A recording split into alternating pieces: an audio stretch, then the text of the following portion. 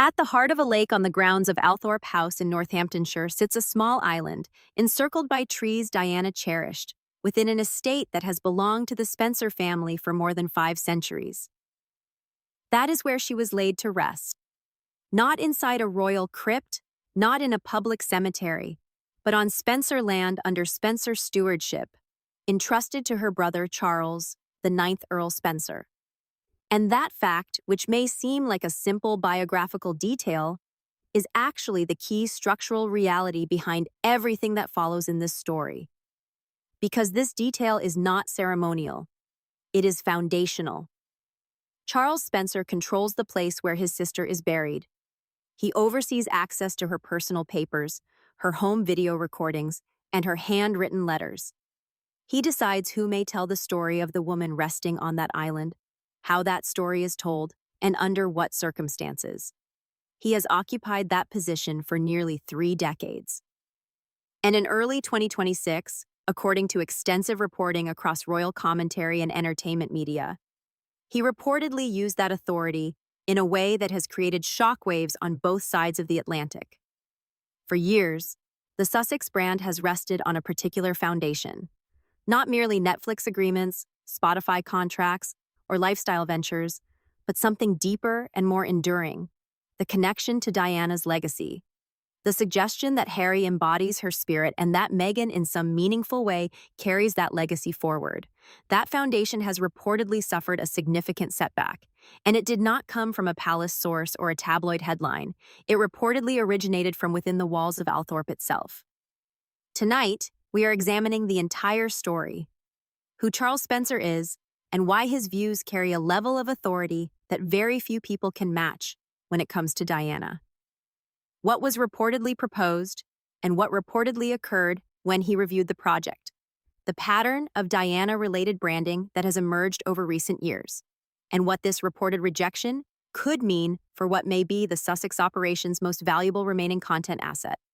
But first, we need to understand the man at the center of this story, because the significance of this moment cannot be appreciated without understanding who Charles Spencer is and what his position represents. He is not a side character in Diana's story. If anything, he is arguably the most important living guardian of her legacy.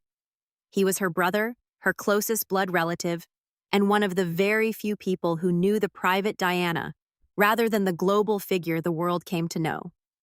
When she died in 1997, he stood before the congregation at Westminster Abbey in front of the royal family, senior government figures, and a worldwide television audience numbering in the hundreds of millions. There, he made a promise. He declared that Diana's family would ensure her sons were raised with the compassion, humanity, and sensitivity she valued, rather than the colder and more rigid traditions often associated with royal life. He delivered those words while looking directly toward members of the royal family seated before him during her funeral service. That speech remains one of the most discussed and scrutinized public addresses in modern British history. It was not diplomatic. It was not carefully calibrated by advisors or communications specialists. It was a direct and unmistakable statement delivered to the most influential people in the nation, at the most visible venue possible, during one of the most emotionally charged moments of the era. The fact that Charles Spencer chose those words, in that setting at that moment, tells you a great deal about the way he views the protection of his sister's memory. When he believes something matters, he says exactly what he thinks, and he says it where it will have the greatest impact. That has been his approach since 1997. And according to several accounts emerging from royal commentary circles in early 2026, he reportedly did so once again. There is another reason his role is uniquely influential in this particular situation. He controls the physical and archival center of Diana's story. Althorp contains personal letters, private journals, home video footage, and countless personal belongings that have never been made public. He determines who gains access and under what conditions. Over the years, he has declined requests from documentary producers, biographers, and major broadcasters, choosing instead to open the archives selectively and only according to standards he personally considers appropriate. Every decision involving Diana's memory is intentional. Nothing at Althorp happens by accident. Every choice Charles Spencer makes regarding what is shared and what remains protected is the result of deliberate consideration. If Palace Insider is bringing you the full story that other channels leave out, be sure to hit the like button. It genuinely helps us reach a wider audience. Now let's look at what was reportedly being proposed, because understanding the project itself is essential. By early 2026, according to widespread industry reporting, the Sussex operation reportedly found itself in need of a major commercial success. The Spotify partnership had ended in a manner that received extensive coverage and generated significant criticism. The Netflix relationship, once introduced as a landmark agreement with considerable excitement, had reportedly evolved into a much more limited first-look arrangement. Meanwhile, the lifestyle brand, already having undergone a rebrand, was attracting discussion about expensive candles rather than creating the aspirational cultural moment it had originally hoped to achieve. The cooking series had reportedly failed to secure a third season renewal. The Polo documentary had not achieved the cultural impact many expected. Across several projects, the pattern appeared remarkably similar. A major announcement would generate headlines and public curiosity, only to be followed by commercial results that, according to numerous industry observers, did not meet the expectations attached to the scale of the original deals. Each project arrived positioned as a potential breakthrough. Each ultimately settled into something far more modest. And in the unforgiving economics of the streaming world, modest results attached to substantial upfront investments create a very specific kind of pressure. Against that backdrop, the approaching 30th anniversary of Diana's death in 2027 appeared to many in Montecito as the obvious opportunity. A worldwide audience would inevitably pay attention. The story carried a level of interest that lifestyle brands and cooking programs simply could not replicate. Harry, as Diana's son, a man whose life was profoundly shaped by both her presence and her loss, brought a degree of authenticity no competing documentary could reasonably claim. According to multiple reports, Netflix executives showed interest in a major multi-episode project marking the anniversary. But the proposal reportedly extended beyond a son honoring his mother. According to accounts circulating within royal commentary circles and industry reporting, the documentary was structured around a direct comparison between Diana's experiences within the royal family and Meghan's own experiences within that same institution. Diana as the first chapter, Meghan as the continuation.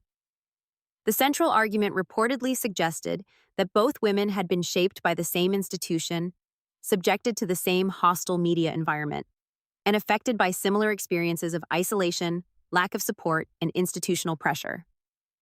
That narrative required more than simple approval from Charles Spencer. It required his cooperation, not passive acceptance, but active participation. The real prize was Althorp itself, the estate, the archives, the island, and most importantly, Charles Spencer appearing on camera to endorse the comparison. His involvement would have sent a powerful message to audiences worldwide. It would have suggested that Diana's own family believed the comparison being made was valid. Without that endorsement, the project would effectively become two people making claims about a woman who can no longer speak for herself, while the most authoritative living figure capable of confirming or rejecting those claims remained noticeably absent. According to multiple accounts that later circulated through royal commentary circles, Charles Spencer reviewed the proposal. He saw the framing. He saw Meghan positioned as the modern successor to his sister's struggles. And his reported response was just 4 words. Is this a joke? Subscribe to Palace Insider and leave your thoughts below. Were you surprised by Charles Spencer's reported reaction? Now let's examine why that reaction may have been years in the making. Because this did not appear out of nowhere. Those 4 words were reportedly not the reaction of a man encountering the issue for the first time. Rather, they appeared to be the conclusion of someone who had spent years observing a particular pattern and had already reached a firm opinion about what that pattern represented. Charles Spencer is not known for forming instant judgments. If anything, his public record over the past 3 decades suggests the opposite. He tends to watch, assess, and gradually form conclusions before acting decisively when he believes the moment requires it. The speech he delivered in 1997 was not the work of someone speaking impulsively. Every indication suggests it was carefully considered. His stewardship of the Althorp archives has reflected the same approach. Each decision has been deliberate, measured, and intentional. So when he reportedly answered the Netflix proposal with 4 words, it was almost certainly not the first time he had confronted the underlying question. It was simply the most visible public expression of a judgment that may have been forming for a very long time. Among royal commentators and longtime observers of the Spencer family, attention has increasingly focused on what some critics have described as Diana cosplay. The phrase is not necessarily intended to criticize tributes themselves. Rather, it is used by critics to describe what they believe has become a broader and more systematic pattern. The conversation arguably began with the aquamarine ring worn during the evening reception following the 2018 royal wedding. That ring had belonged to Diana, and viewed on its own, many considered it a perfectly understandable and heartfelt choice. Harry honoring his mother on his wedding day was widely welcomed. But the pattern did not stop there. The Cartier tank watch, the butterfly earrings, the gold bracelets. These were not simply jewelry pieces that happened to resemble items Diana once wore. They were specific, recognizable elements of Diana's personal style. Objects deeply connected to her public image and instantly identifiable through decades of photographs and media coverage. Many of these items appeared at high-profile events where cameras were guaranteed to be present and where the visual connection would inevitably be noticed, photographed, and widely shared. Critics began arguing that the cumulative effect differed from a single tribute. A one-time tribute marks a particular occasion or personal connection. A continuing sequence of Diana-associated items appearing at major public events over several years creates something else entirely. It creates a broader visual narrative, a narrative that places the wearer within Diana's visual identity, not just occasionally, but repeatedly. It positions the wearer inside Diana's aesthetic world in a way that naturally encourages a particular interpretation from the audience. The storytelling element followed a remarkably similar path. The 2021 Oprah interview has frequently been compared, both in structure and emotional tone, to Diana's 1995 Panorama interview. In both cases, a woman sat down for a highly publicized one-on-one conversation and spoke about feeling isolated within the royal family, struggling with mental health challenges that she felt were not adequately supported, and dealing with an intensely hostile media environment. Those similarities were noticed almost immediately by journalists and commentators. The comparisons have continued to be discussed extensively ever since, including by observers who were generally sympathetic to Meghan's account of events. For Charles Spencer, however, the Panorama interview carries a significance that differs from how most people view it.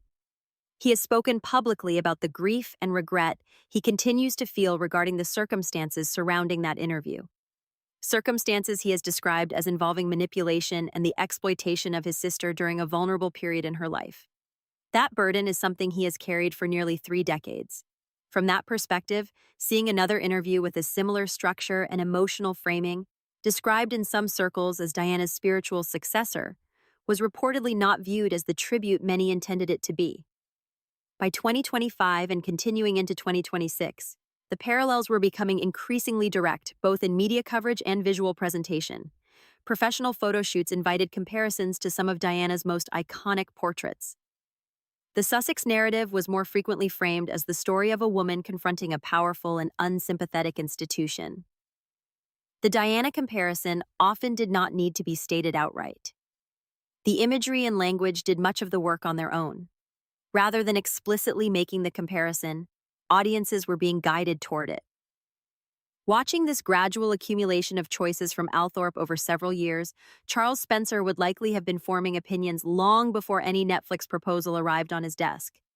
The proposal itself did not create his position. It simply asked him to publicly validate one.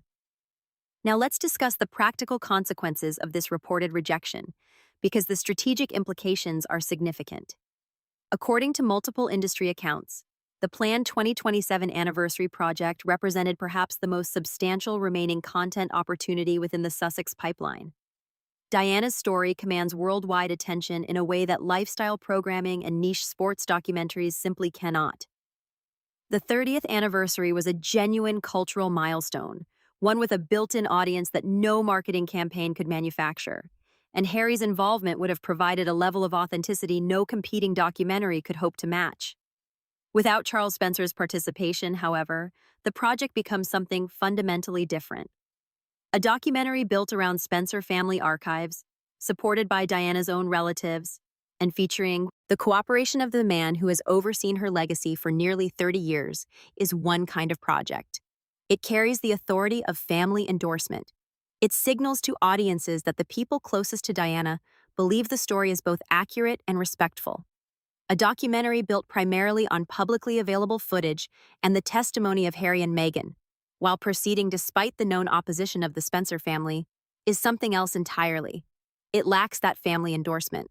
In fact, it carries the opposite implication. The unspoken message becomes that those closest to Diana do not support either the narrative being presented or the way it is being framed. Within the documentary industry, that distinction is not a minor one. It can fundamentally alter how a project is perceived. It is often the difference between a production discussed as an authoritative historical work and one viewed through a far more contested lens. There is also the issue of what the archives themselves represent beyond prestige and credibility. Charles Spencer controls access to private letters, handwritten journals, personal correspondence, home video recordings, and countless materials that have never been released publicly.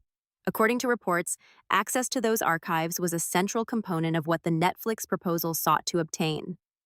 Previously unseen material from Diana herself would have transformed the documentary. It would have elevated it from a polished tribute into an event audiences would feel compelled to experience. Without those resources, the project would necessarily rely on much of the same publicly available footage that has appeared in Diana documentaries for nearly 30 years. That is a very different proposition, and arguably a much less compelling one. By reportedly declining the request, Charles Spencer also preserved something that can never be restored once it is given away: privacy. Once personal documents are digitized and distributed worldwide, they cease to be private forever. Diana's handwritten words become permanent public property. Her voice captured in an informal home video becomes content. The last truly private fragments of who she was as a person, not as a symbol, not as a public figure, but as an individual, are transformed into material for a streaming platform's catalog. By refusing, Charles Spencer preserves those remaining pieces of Diana in the only way they can truly be preserved, by leaving them where they have always been, protected and unseen at Althorp. In Hollywood, the perception that a project is moving forward without family support, and especially in opposition to a publicly known family position, has genuine commercial implications. Actors evaluate risk before attaching themselves to a production. Brand partners examine alignment before committing their names and resources. Industry stakeholders assess reputation alongside opportunity. The Spencer family's reported position does not make such a project impossible, nor does it make it unlawful. What it does is fundamentally alter the nature of the project. It changes its risk profile. It changes the conversations surrounding it. And it raises new questions about whether those involved possess the authority to make the claims being presented. There is another aspect of this story worth exploring because several royal commentators have pointed to it, and it adds an additional strategic layer to understanding the reported Spencer decision. According to multiple accounts, Charles Spencer and Prince William maintain a closer relationship than public appearances might suggest. William has long been known for protecting his mother's image and legacy. Since Diana's death, that commitment has been a defining feature of how he has approached public life, a fact documented repeatedly across 2 decades of royal reporting. For William, questions about how Diana's story is told and who gets to tell it are deeply personal rather than merely symbolic. At the same time, William possesses no formal power to stop a Sussex-produced project about his mother. He cannot legally prevent Harry from discussing Diana publicly. He cannot issue orders blocking a documentary. What he can do is maintain strong relationships with those who do possess influence over Diana's legacy, particularly the Spencer family, and ensure those relationships remain healthy and supportive. Whether William and Charles Spencer had a direct conversation prior to the reported rejection is unknown. No public reporting has confirmed such a discussion. What is visible, however, is an alignment of interests. William reportedly wants Diana's memory protected from what he views as commercial exploitation. And based on the reported response to the Netflix proposal, Charles Spencer appears to share a similar concern.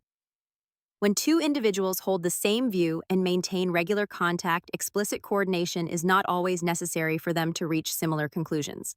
An independent is arguably the best description of both positions. What makes this alignment significant is that it presents the Sussex operation with a challenge that cannot easily be addressed through traditional public relations strategies. It cannot brief its way around Charles Spencer's stance. It cannot launch a media campaign capable of neutralizing a four-word reaction from the man who controls Althorp. Nor can it portray the Spencer family's concerns as institutional hostility. The Spencer family is not an institution. It is Diana's family. And when the subject is Diana's life and legacy, the views of her own relatives carry a level of authority that is exceptionally difficult to challenge publicly without creating an even larger controversy. For Harry personally, the situation creates a particularly uncomfortable dynamic. The speech Charles Spencer delivered in Westminster Abbey in 1997 was not ultimately about the monarchy. It was about Harry and William. The promise he made that day was a promise directed toward Diana's sons and made on their behalf. If he has now reportedly blocked a project involving Harry, he is not positioning himself as an opponent. He is acting from the belief that he is honoring a promise made nearly 30 years ago. Whether Harry sees it that way is a separate matter, but it is a difficult action to publicly characterize as an attack. There is also a broader industry message embedded in all of this, because the commercial consequences extend beyond a single documentary. In Hollywood and throughout the wider media landscape, the perception that a project lacks family endorsement has consequences that reach far beyond the project itself. Those consequences affect the surrounding brand. Creative talent evaluates reputational risk before attaching itself to a venture. Corporate partners evaluate alignment before entering agreements.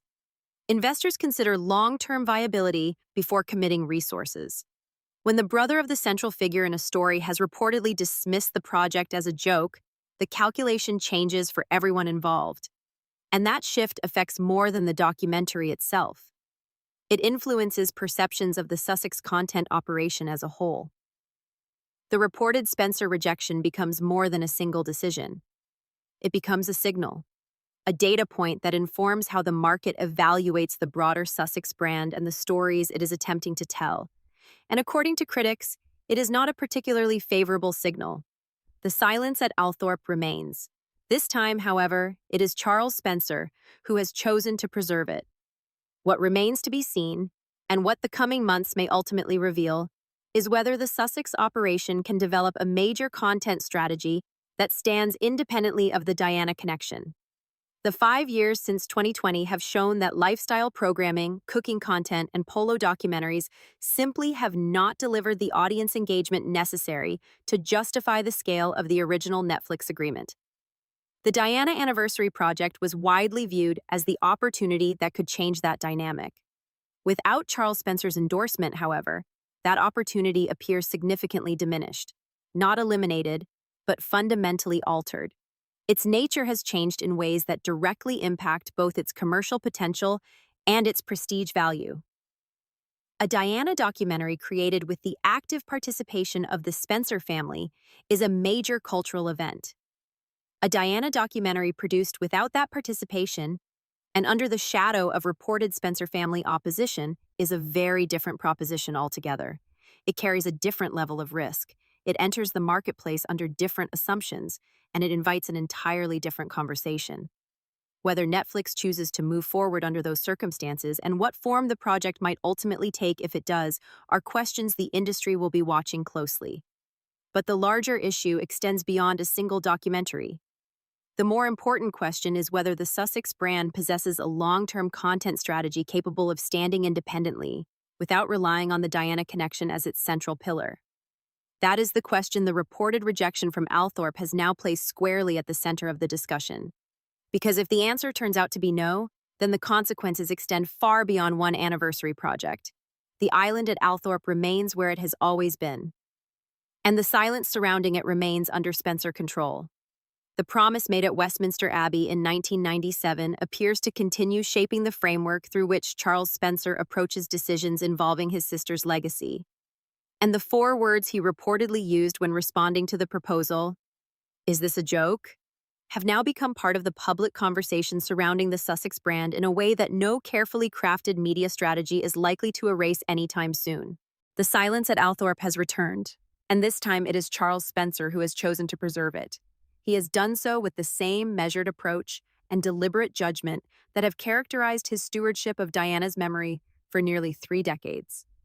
Whether the Sussex operation ultimately develops another way to commemorate the 2027 anniversary remains uncertain. A version of the documentary built around publicly available footage and Harry's personal recollections could still emerge. But if it does, it will not be the same project that was reportedly envisioned. Its character will be different from the outset. And in the world of prestige documentaries, character matters. The project that moves forward without access to Althorp will always carry the reality that Althorp itself declined to participate. That absence will remain part of the story. It will appear in reviews. It will surface in industry discussions. It will shape comparisons between the finished product and the version many believe could have existed.